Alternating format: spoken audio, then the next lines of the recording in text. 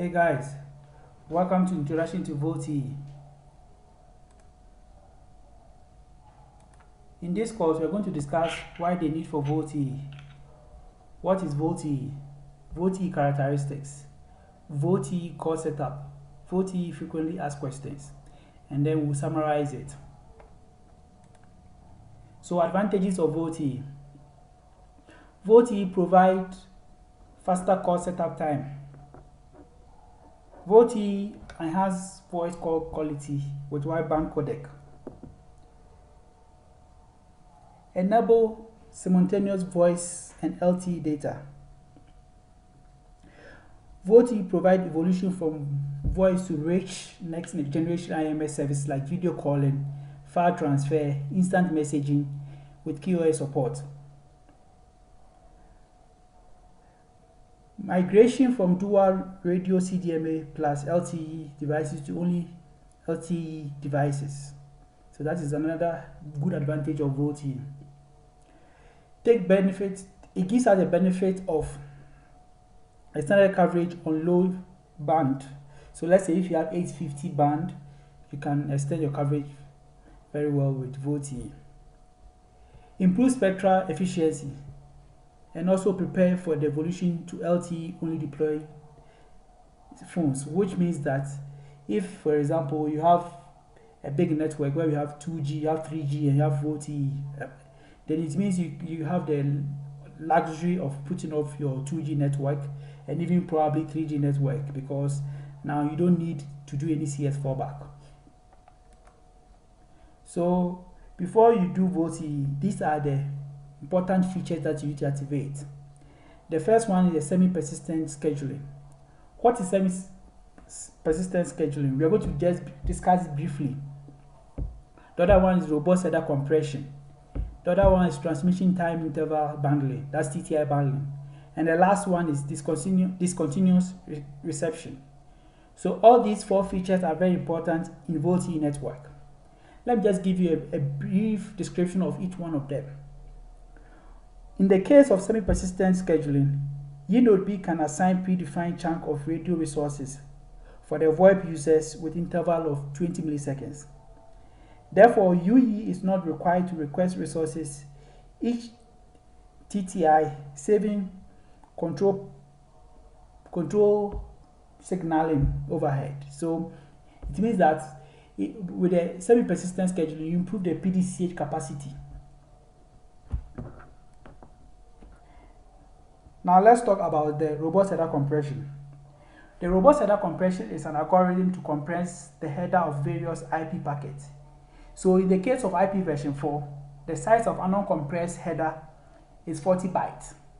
But in the case of IP version 6, the size of uncompressed IP header is 60 bytes. So somebody will ask, why the need for this? Why does it matter if 40 bytes and 60 bytes? Because in VOLTE, you are sending small packets of data, unlike the normal LTE. So the headers might not be so much, because then you waste so much control to send a small payload of data. Then we go to the next feature, which is TTI bundling. What is TTI bundling? TTI bundling optimizes the uplink coverage of a cell. So what it means is that if you have VOLTE users at the border cell, you have TTI bundling that will help you improve the coverage of the uplink coverage of these users on the border cell.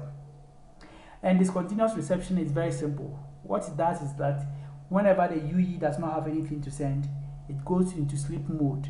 Whenever the UE does not have anything to receive, it goes into sleep mode. So it improves the UE battery. So these four features are very important for VOLTE.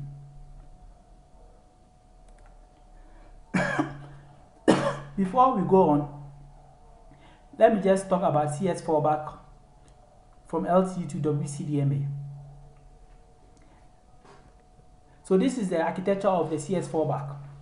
So what happens is that an incoming call is coming to the subscriber, which is attached to the LTE. So a page is sent to the incoming, to the UE. So it's sent via the SGS interface. Then the MME orders the E node B to release the UE from the LTE network and execute CS fallback. So the page, this is the page going, and this is the command coming from the MME to the E node B. Step 3. The U node B orders the UE to release from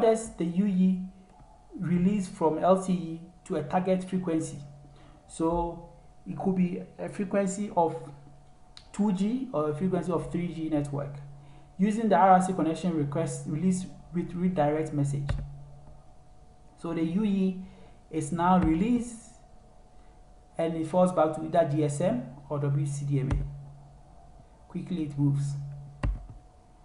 And then once it's released, it responds to the paging message. And then the call is set up between the party A and party B. So the users will talk and talk and talk, and after the call is over, the UE will now have to return to LTE.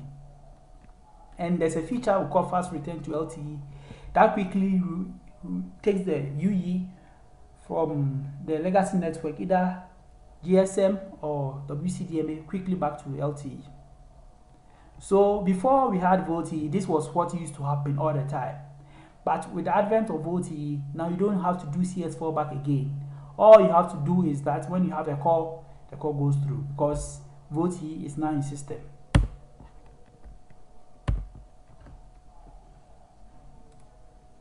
So this is the voice over IP.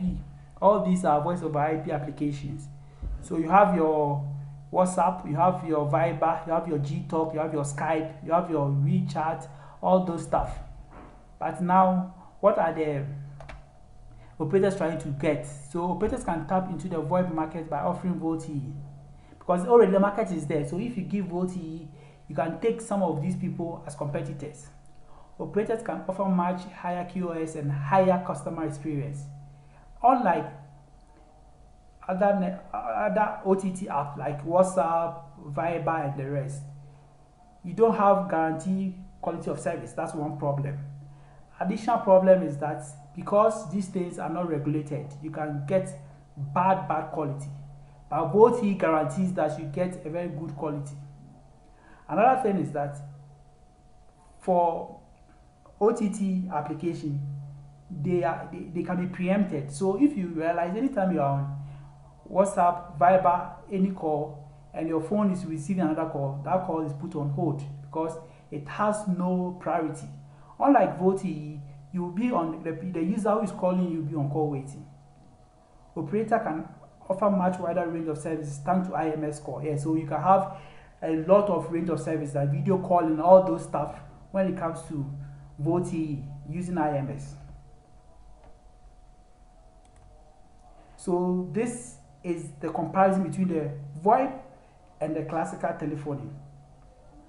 1. Packet switch shared best effort channel. Variable latency, that's the jitter is variable. Variable packet loss. But when you look at the classical telephony, you have circuit switch dedicated channel. So in this case, you don't have the channel being shared. So resources are scarce in that way because you have capacity limitation on classical telephony. Fixed latency, that's another problem. And low packet loss.